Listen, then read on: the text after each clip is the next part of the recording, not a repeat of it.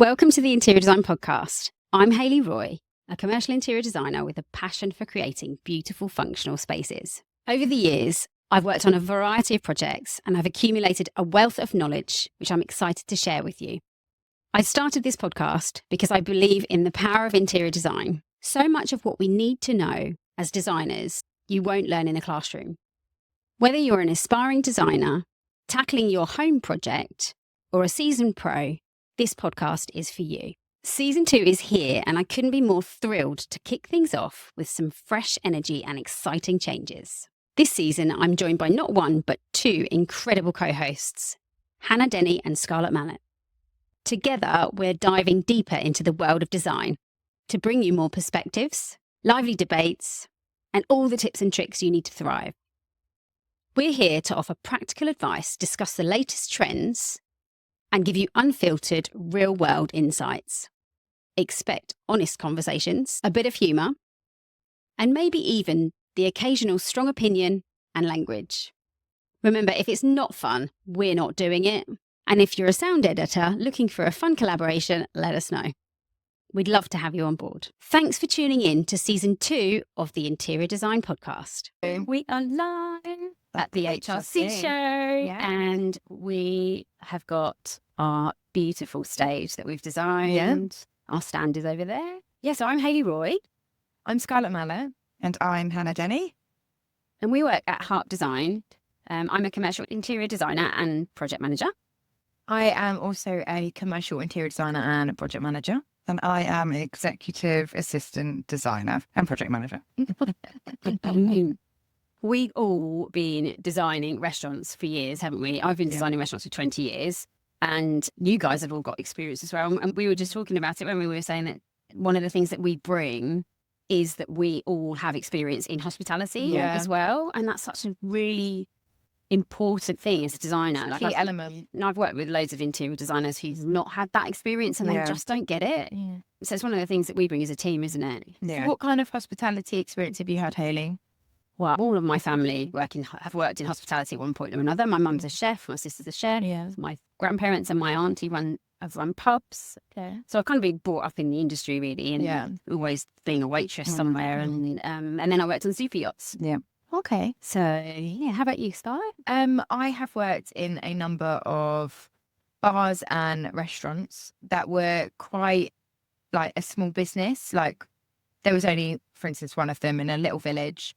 And I feel like working in that restaurant gave me so much knowledge because it was literally only had about 10 tables. You have got to be like on it all the time and really fast of what you do.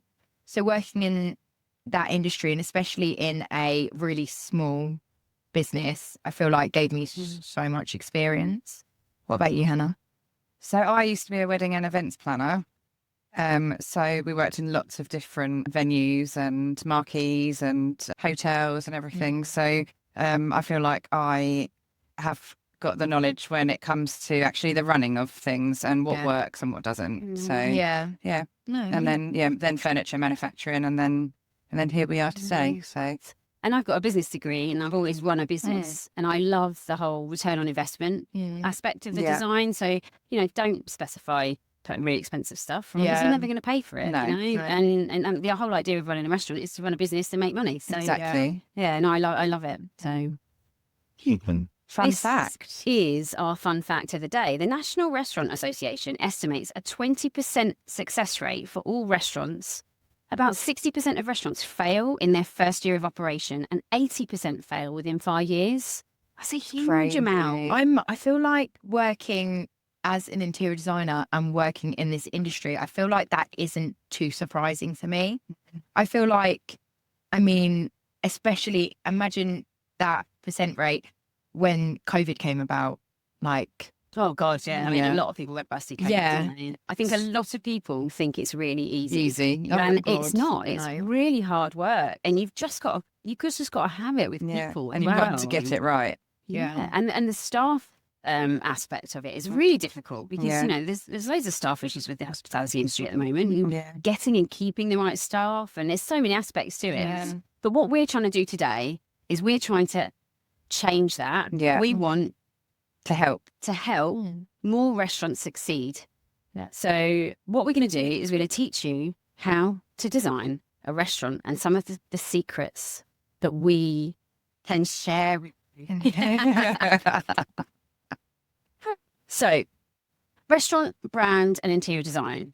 One of the things that we do as a business is we do brand workshops, brand identity workshops, and what we do is we work with startup businesses and we work with businesses that I've already got a brand. have already got a brand and they're rebranding and they're updating and they're tweaking. So what we do is we go through a design a process of making sure that whatever brand that you've got speaks to the end user. It's got purpose. It's got personality. Yeah. It's fun. People like it. People are attracted to it. And then what we do when we go through the interior design process is we put all of that brand all the way through the design. Yeah. So it speaks to the client at every single moment. The end user is getting all these little moments of truth where everything links back to the brand. Making sure that you get all those little moments of truth is really, really important. And I think there's a lot of people who don't get that right. And I think that's where some of those figures are coming from, because people just don't think about it. They just kind of go, oh, I think I'm going to just like serve food and great service. And then if people are sitting on a really uncomfortable seat all night. And it's cold, and the decor's like too dull and it suppresses you. There's a light in the space, you know. There's so much that goes into designing and running a restaurant. I mean, for instance, we are sitting, like Hannah was just saying, talking about the bright light. We're sitting on the stage that we have designed, which is all based around neurodiversity. But I feel like the elements of neurodiversity can be added to anywhere. I mean, the lighting we've used is a low, timid, warm light, so it doesn't kind of have that bright white light affecting your eyes that is too in your face. I mean, so it makes you feel more calmer in the interior, and I feel like you don't just apply it to places where people struggle. It can be applied to anywhere and also make it such a welcoming and warm, comforting environment. Absolutely, yeah. One of the things about brand is that kind of tying it all back. Yeah. You must tie it all back to that brand. Yesterday, I was saying that actually, as a design practice, we don't have a personality in terms of, we don't have a style. No. A lot of interior designers have got this style, and you go and people choose that designer because they want that style. We are not like that. If you look on our website, we've got like all different projects, all different like brands, and you know, different people doing different things. And what we do, and I said to this guy yesterday, I'm a massive people pleaser. Yeah. I just want my client to be really happy. Yeah. And I'm really bad at designing for myself because I have no idea what my style is. I like attach myself to a brand or to a person, and I like literally try and make everything tie back to that. Yeah. I feel exactly like what to we're do. like chameleons. Yeah. And you can kind of, the more that we kind of hang out with someone and spend time with them in like meetings and stuff, we almost like merge into like They're a part of Cool. It's literally, we get to know them, we hang out with them so much that we develop their personality and what they want. But it's like Hayley was saying though, me personally, I cannot design my own house for me. No. Like I can't. And I know It's difficult, isn't it? It's so difficult because it's actually looking at and thinking We about couldn't even what paint you the office. actually want. I know. We couldn't even With start didn't that. we? Whites. Which is so crazy for us, like, because we're interior designers. Constantly doing it.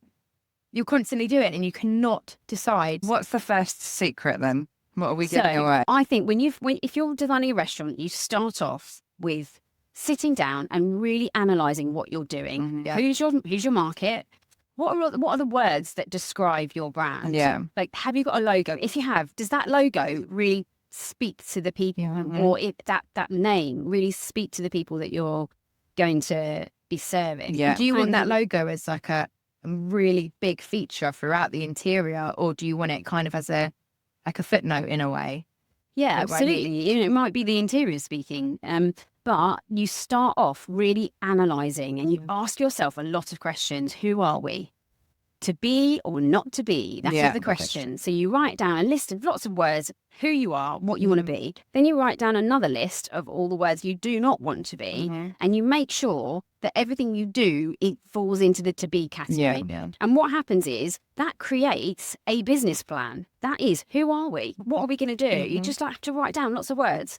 And it will tell you what kind of uniform to have, what kind of staff training you need. It's going to do everything. Sometimes when you've been doing the brand workshops that you do that list, and that to-do list sometimes gets the name of the business as well. We did one in Stratford recently where, I mean, everyone that we do, it does this, where you just have this light bulb moment.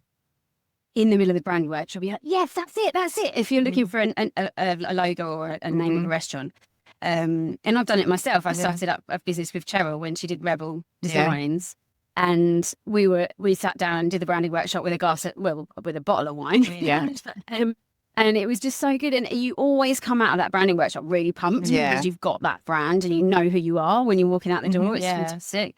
So it's really, really important to start there. So that's the first secret. Moments of truth. Develop those moments of truth. Those moments, I got this expression from a book that was written by Starbucks called The Starbucks Experience. And if anyone's got a hospitality business, I would urge you to read this book. It's brilliant. Moments of truth are those little moments that customer has when they walk through the door in your restaurant, from how they're greeted to what the fabric feels like on their furniture, to what flooring feels like under their feet, the smells, what it smells like the whole experience, the ambience, the ambience of all of that.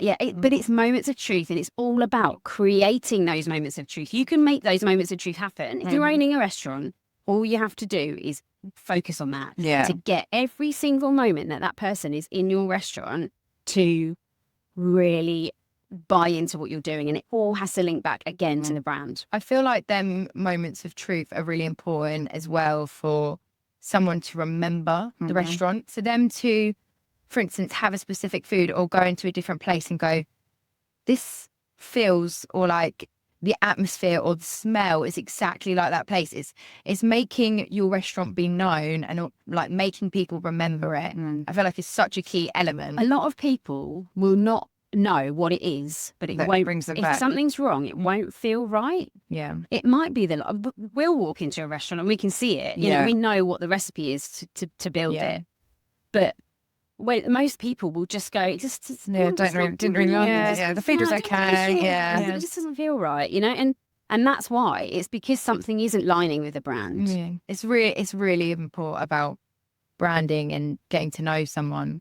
But also when we were going on about how to develop your brand and how to make that flow throughout your restaurant, one thing that we do, all of us as a team as well, is we get to know our client, and we always say that we really enjoy negative feedback. Because if you're like being brutally honest, I know how it did me. I love it. It's like when I meet a client and I'm showing them some ideas. If you don't like that, don't agree with me. You need to tell me, otherwise this is not going to feel like your brand. This is not going to feel like your place, and that. Yeah, honesty is such a big part of it. People will be able to feel that. Do you get what I mean? People will feel that you do not have that enjoyment of the restaurant because it's not the outcome that you wanted. You need to pick holes in it. Yeah. And this is the same in any business. You need to pick holes in what you're doing, because if you don't, someone else will. Yeah. You know, so what's wrong with it? Why isn't it quite right? What is it about it doesn't feel right? You know? But the key design elements are lighting, furniture, colour, flooring, and compliance. So with lighting, we talked about lighting and how it makes you feel. If you've got, for me, when I design lighting in a restaurant, I over-engineer it. In a restaurant, it needs to be clean, so you have to have light so you can clean, so you can get in all those nooks and crannies and make sure it's right. You also have to create ambience. Ambience. Ambience is very important. Ambience. But you have to create that ambience. Yeah. It is ambience. Yeah. Ambiance. I was being French, wasn't I? Yeah, it's because I said it earlier. Like that. So you've got to create it, and you've got to use a lot of different types of light to do that. You've got to make sure that people can see what they're eating, but you've also got to have it so it's warm. Yeah. And please, unless you don't want people to stay very long in your restaurant, don't put white light in there, No. daylight. That's for an office, so you Yeah. can see clearly. Yes, you can put white light and daylight in there if you're going to turn it off during service. Yeah. Because you can use it for cleaning. Ability to change. That's what is important, is the ability to change the lighting. Yeah, so have them in dimmers. Yeah, so for instance, we designed a restaurant. I'm not too sure if they went for this in the end, but me and Hayley worked together to redesign a restaurant in our local town, which is called North Hill Noodle Bar. And we said to them, have that warm, neutral lighting that everyone loves when they're eating. But also you can have that dimmer and that switch that changes to white lighting for when you're cleaning. It's having that balance. I mean, you don't always have to have that bright white lighting, but I mean, if you have the budget for it, it's such a good element. So make sure that You can buy everything is. You can buy spotlights that go from cold to warm. Yeah. Now, so you don't have to have 2 lots of lighting. Right. You can No. have 1 lot of lighting that you just turn on. We have a supplier we work with called IBL Lighting, who have actually sponsored the stage for the show and us. Hi, Charlie. And hello, Chan. And they are amazing, and we have worked with them so many times. They just have we have the best outcome with them when it comes to lighting. Furniture has got to be comfortable or not. If you don't want people to stay Yeah. very long, North Hill Noodle Bar, they don't want people to stay. They want to turn their tables. Yeah. And they do. They turn their tables 5 or 6 times. People Really go in quick. there for a quick dinner Yeah. before the theatre, whatever it is, have hard seats. Pizza Express do this, so they can turn the tables 3 or 4 times in the evening. So It's the outcome of what you want Yeah. for your business. Yeah, make if you're looking for somebody to stay all night, make those chairs really Yeah. comfortable. Make the tables bigger, so it's lovely. Yeah. Also, I think in regards to furniture as well, it's the layout of it and how it works for your staff to be able to get around. Yeah. If tables are too tightly packed together and you've got a waiter's like bottom in your face when you're trying to sit there and have a meal with your friend or your partner or whoever. It's not a nice experience. So yeah, the layout and furniture it comes as one. I think That's something that's really interesting, because everyone has different elements of design that they don't enjoy when going to a restaurant or when going out. For me, one place that I just don't like the layout completely is Wagamama. I don't like that seating where you are so close to the next person. Like I always think like somehow maybe add a screen or have that separate table. I don't want to be right next to someone in their you face. don't know. Yeah, But the noodle bar is actually tied to them Wagamamas, but the way that they do it is with lights. It's with light. Yeah, Because that's what they I mean. bring the light really low, and your light is here on your table. Yeah, on your table next to you. Sorry, all for the people who are listening, but you're kind of going into like a little triangle of light, so you don't feel like you're really Next to close to the person next to you. So it's really clever design that makes it feel better than that. And screens are brilliant. Yeah. Pats people in. But you put 2 people next to each other. Yeah. And a screen. And they can be like this. Yeah. Yeah, and literally touch next to each other. And they don't know they're there because there's a screen there. So But also what North Hill Noodle Bar done is, instead of having that long seating, Like Harry Potter style seating. yeah, they literally just broke it up into little elements. It was still just as close, but you had that breakage where you felt that gap. You felt away from them people. And I feel like that is so important. It's like such a small detail, but can make the biggest difference. Definitely.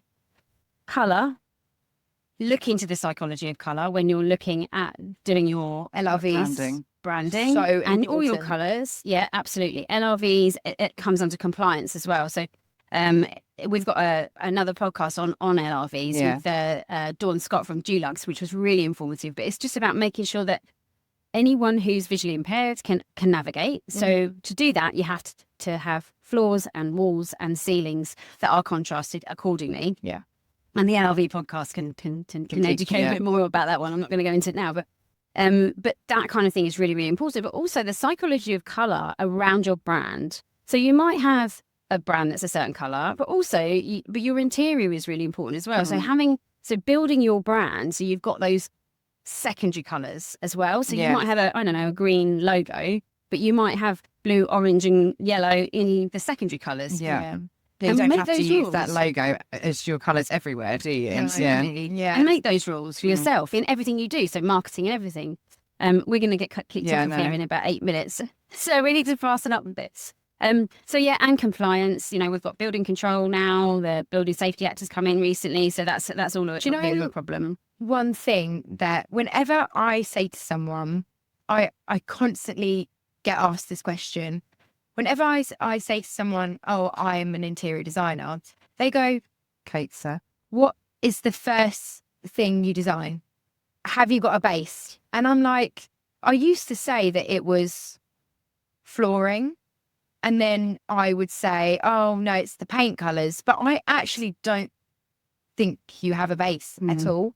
I think you can start from anywhere and then just go along.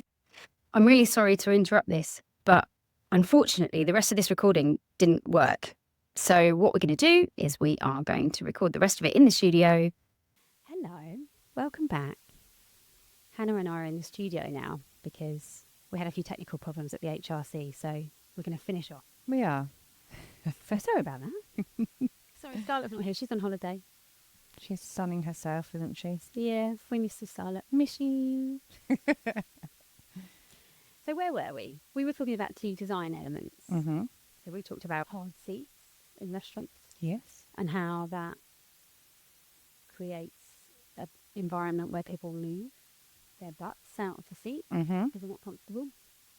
But I think a successful restaurant. So what is a successful restaurant?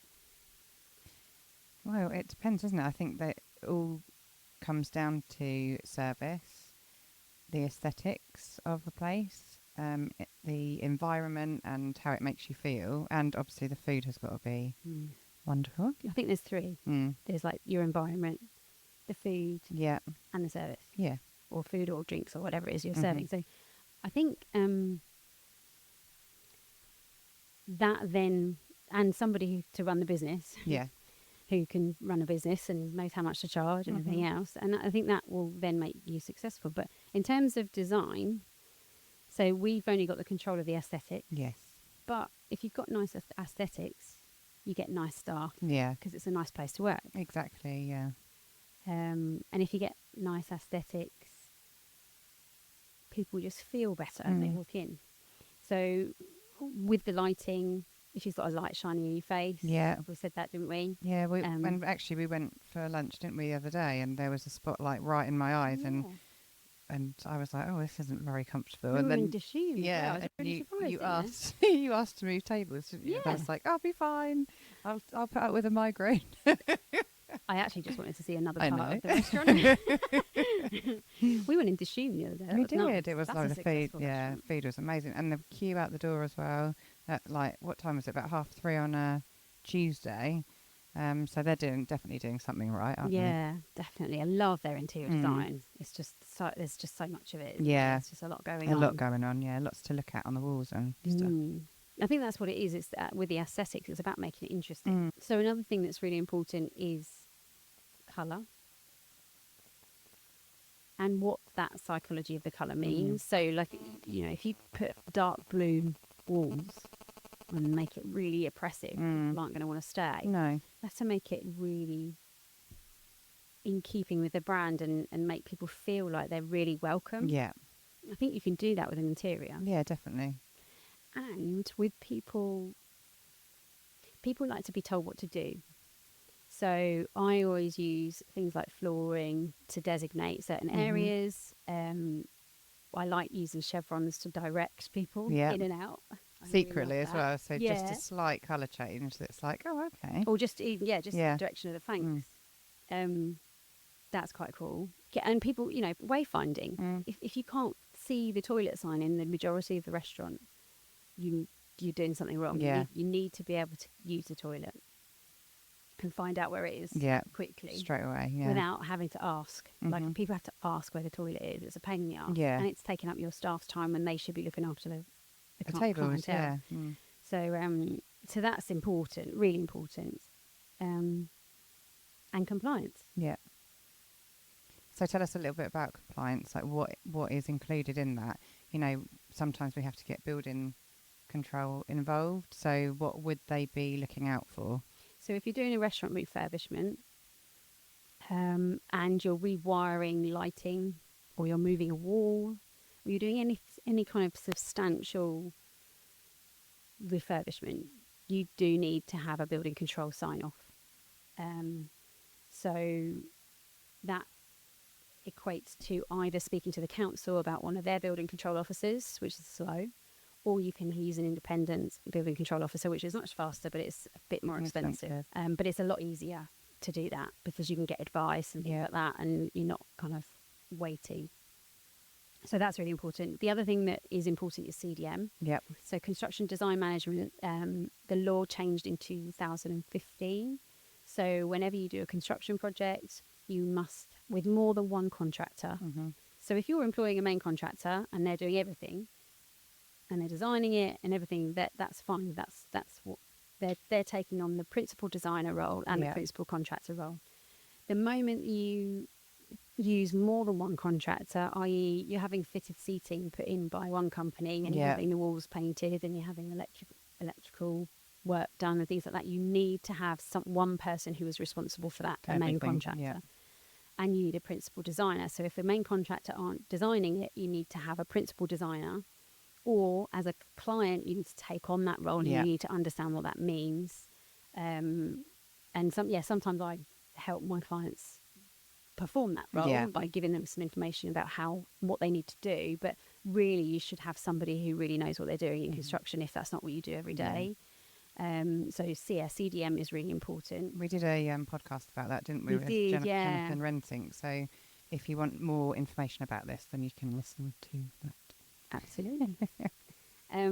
But and suitable for use. Like, I mean, compliance is also LRVs. That's also under building control. So there's an awful lot of building control regulations. And if you're not an architect and you're an interior designer, actually, that's quite a big thing.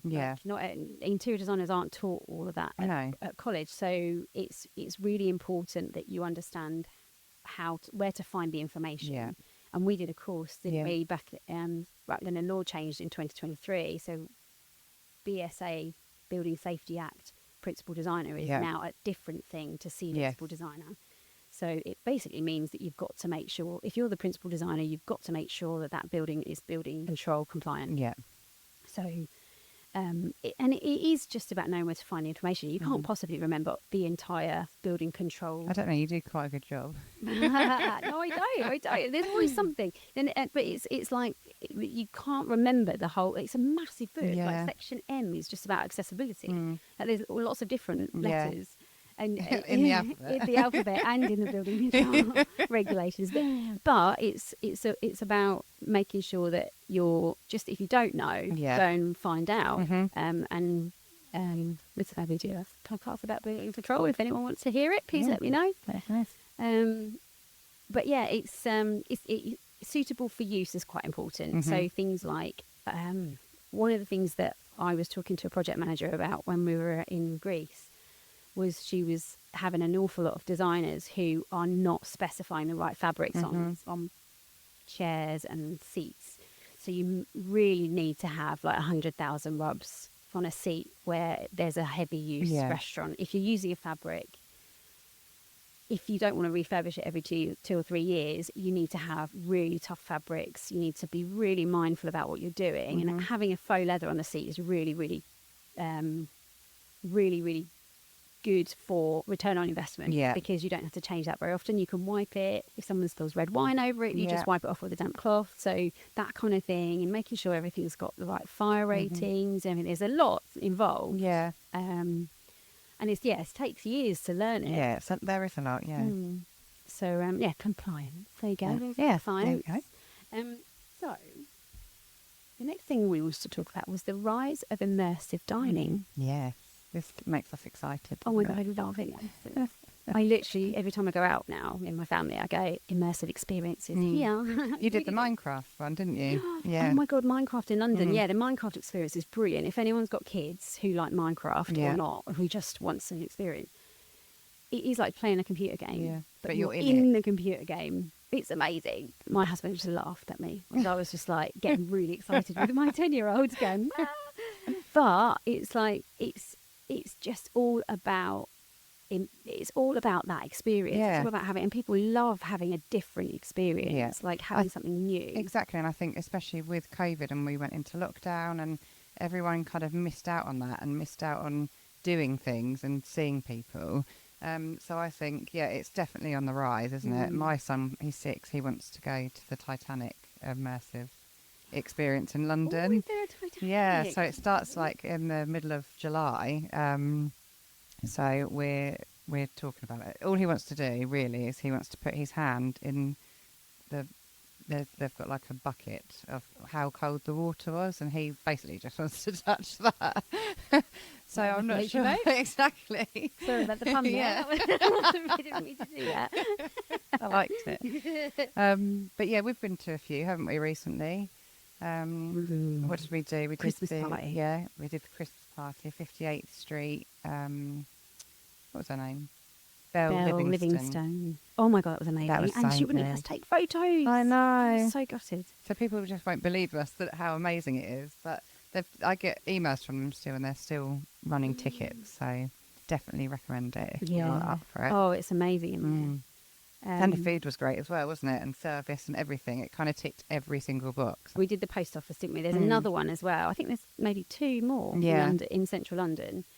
But the post office was cool. It was really good. Scarlett, absolutely. Her little face, she was in absolute awe of the cocktail going, like the airmail one, wasn't she? She was like, oh.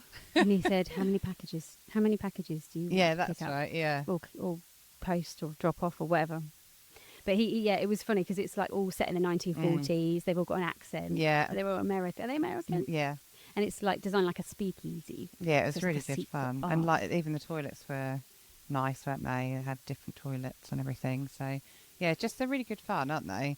Hopefully we'll be able to design something very soon. Yeah. Well, we are in Well, Covent Garden yeah. at the moment. Trying, aren't we? Trying to get it in there. Yeah, immersive. Mm.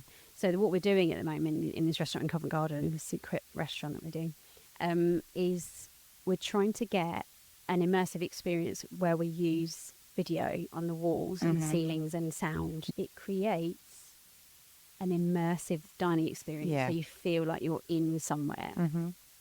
And it's quite difficult to do, isn't it? 'Cause Yeah. you have to shut off all the windows. You have to have a flat wall. You Yeah. have to have lots of different things, and we're learning loads about it. Yeah, it's really, yeah, and even kind of fabrics and everything for that. And that's got to be plain. So if they want to use it kind of during the day without the immersive, it's just going to be literally like a blank canvas, isn't it, really?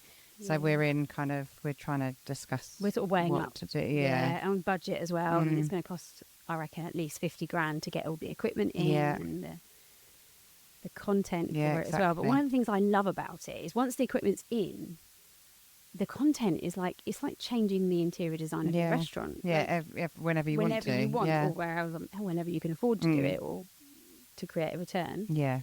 But actually, that's the magic of it. Once it's in, it's a bit Yeah. it's a bit cool. So yeah, immersive. I just love it. We want to try out the dining in the dark. What's it? The Blind one. yeah. That's in Clerkenwell. Yes. I can't remember what it's called. It's Something black noir or something, isn't it? Like black in Yeah. French. it's Noir. something like that, isn't it? Yeah. But what you do is you eat in the dark, Yeah. and you don't know what you're eating. I know. I really want to do that. We should do We that. need to do that next Clerkenwell. Let's Yeah. book it. But yeah, no, but it's. I went to New York recently, and we went to the Mercer Labs, and that was amazing. I mean, that was just immersive. Yeah. It was just beautiful. They were. Full on in, aren't you? I Oh think. my God, Yeah. it was amazing. And there was a sensory room. There was a room with loads of mirrors and lights in it. What were them? Why were there monkeys in like water and stuff? So we went into this one room where literally all the walls. It was like a cave, like a curved wall, and all the walls were covered in chrysanthemum flowers, pink chrysanthemum flowers. And then every now and then there'd be a screen. One was like on the floor, a little sort of a little archway, Like a little mouse a house. little mouse house, Yeah. but like a bit bigger than that. Yeah. And then there was another one where there was just a few screens dotted around, and the music that was coming out was really beautiful, and it felt like you were in a spa. And then they had cocktails with flowers, like edible flowers in, which Liam was like, whoa, and bubbles in the bottom. And then they had these monkeys. Yeah, I didn't. On the screens. They were just monkeys with crowns on. They were like AI created monkeys. They weren't real monkeys. No, like floating in the water. It's very weird, but very cool. Like I've never been anywhere like that before. That felt like that. And then they had all these different things that you colour in, and then they scan it, and then the thing that you coloured in Was on the screen. was on the screen walking along. They have that at Culture to Zoo. Do they? Yeah, so they have, depending on the theme, they had like dinosaurs, I think, last time, and then you colour it in and, like you say, scan it, and then they had like a turtle one, and there was like little turtles, or you could colour in a fish. Yeah, it's really clever, isn't it? It's really cool. And then, there was like a screen that you would draw, and it was just endless things. I could have spent all day in there. Yeah. I think my husband got really bored. But and we went to we also went to the Museum of Modern Art, which was really fun. But I wasn't really bothered about all the landmarks in New York. I just wanted to go in the museum and the art stuff. Yeah, that's good though. It's what you love. It is. So immersive dining is huge, and it's coming, and I think it's going to get more and more. Yeah. Prominent in everyone's towns, because it's at the moment it's in the cities, but I think it will filter out into the towns as well, and everyone will have an immersive dining experience somewhere at some point. Yeah, definitely. We'll tell you what we did. We went to the drag queen bar in Colchester. Oh, we did. Yeah. That's a bit immersive. Yeah, that was good fun. That was so fun. Yeah. I went there the other week as well. We did karaoke. Did you? Oh my god, was it fun? It was so fun. You're such a karaoke queen. So yeah. So, what is our favourite restaurant? This is a really difficult one. I think it's really difficult because, I don't know if I could put my finger on one restaurant and say I loved it. I could probably pick a few places that I'm like, the interior is beautiful here and I love the food here. I don't know, this is quite harsh, but I don't know if I've been anywhere that has done the whole package. Unless we've designed them, obviously. Of course. I tell you what, the Forge Kitchen is up there. I do like the Forge Kitchen. Yeah. Cheryl and I designed that a few years ago, mainly Cheryl. But that was that they've got it right in there. We did that for your hen do, didn't we? Yeah. Oh, and they've got all those drinks. Yeah, the steam. Did you have something in like a witch's hat or something? Yeah, like we that? had like it's just like a top hat made out of metal, upside down, with loads of cocktails. Yeah. And it's just brilliant. It's just so much fun. That's immersive. Yeah, it is. Yeah. But they just do really good food. It's just really chilled. It feels like you could just chill there for hours, and no one's going to chuck you out or anything. It's just they just look after you. Yeah, that's nice. And you get small plates and you do loads of cocktails. Cocktails are just brilliant, aren't they? Yeah. I think that makes it Danger. immersive, doesn't it? Yeah. Cocktails. If you do cocktails really well, like Mr. Fogg's. Yeah. Mr. Fogg's makes a Negroni in a mechanical theme on the back of the bar in one of their restaurants. I think I've seen a video of it actually. Yeah, I had a client who wanted to do it, and we did a whole lot of research into it. It was brilliant, and I mean, that kind of thing is it just brings people. Yeah, Scarlett and I went to London the other week, and we went to a place called Happy, which is apparently very TikTok famous. Obviously, Scarlett is younger and cooler than me. She was like, "We've got to go here. We've got to go and try it." And we went in, and I ordered, I can't remember what it was called now, but a cocktail, and it came out in a pirate treasure chest, and then you opened it up, and all this like smoke come out, and it was like this purple. It was like almost fluorescent purple, but it was really lovely, like looking. It was very, very sweet, but yeah, it is like the cocktails, and like people will like look, thinking, oh, what what have they got on their table? And it's just about creating kind of hype, isn't it? Really, I think. Yeah, and experiences, like you buy a drink and it's just a drink. You buy one of those and it's like, oh, yeah, and I was like, oh, let's got a video wow. it, yeah. But people will love that, and I've been in so many immersive places where they don't do the drink very well because they don't have to. They don't need to. Do they? It just and I draws think people in. It will turn. I think that people will start catching on. Yeah. Actually, you need to do food good. Yeah. As well, because Definitely. there'll just be more competition. Yeah. But yeah, no, I think the Forge Kitchen. I Swire, love Swire. Yeah. I love the Ivy. All of the Ivies. The Ivy Asia is my favourite, I think. But all of them, they just, when you go into the Ivy, you just feel like you're being treated. Yeah. Don't you? We had a we did, in didn't we? Covent Garden, didn't we? Yeah. And you just like, there's just so many things that from an interior design perspective, it's just so inspiring. Yeah, all the artwork and like this, it's like the small detail of it all, isn't it? Like there was like some paneling, wasn't there? And like the wallpaper and everything just looked, it was wallpapered panels, wasn't there on the back? And upholstered panels on the walls, I did at those. Yeah, it just, was lovely. And the toilets, obviously. I didn't see the toilet. No. I took a video, very pink. Put it on social. Yes, no. So I'm sorry that we've had to finish this off in the studio. I hope that gives you an idea of how to design a restaurant a bit better. Yeah. And how to make your restaurant more successful, or if you're a designer, how to make your projects more successful. If there's anything you want to hear us talk about, please let us know. We'd love to hear from you. We'd love to hear what ideas you have for the future of the Interior Design Podcast. Yeah, lovely. We've got loads of exciting things coming up. We've done loads of recording. We have got a new editor, Emily. She's in the background. And Emily's going to help me edit a little bit more often, so we can try and do a bit more podcasting for you.